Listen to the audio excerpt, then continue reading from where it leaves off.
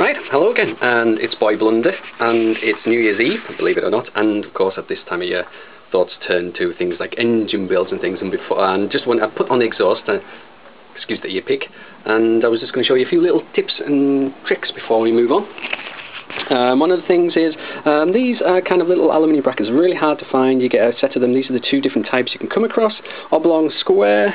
These fit into here and they stop the pressure, like hot air going back up into the system from the exhaust.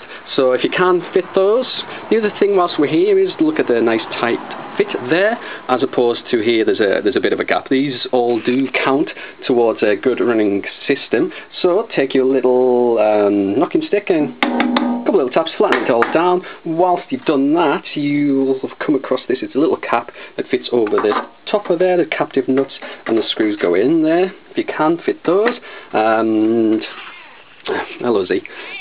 Alright lad, and so the other thing is, whilst I'm here, yeah, tell you about these.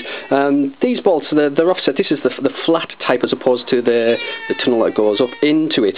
And whilst we're here, I'll show you. There you go. There's Z. He does complain a lot. These bolts on each side, you'll have a pair that's offset and a pair that is inline. Make sure that when you order the gaskets you get two inline ones and two offset ones, and also note that if this is offset, the opposite side will be straight inline. And the other little tip is when you're putting those on, to put the nuts on, there's 8mm threaded nuts to go on there. So to get those in, it's quite awkward. Put two nuts into your socket end, so you'd have one there and the second one behind it, so it looks flush even on there, and you tighten them on. And what you might find is that when you've done that, you've got one that's stuck in there. To get it out, a couple of taps might not get it out, so if you want it out, find a little threaded bit, put a couple of turns, and what you'll find is it'll start, and it doesn't come out. In true comedy fashion. Honestly, this does little tip work. There we go. And job done.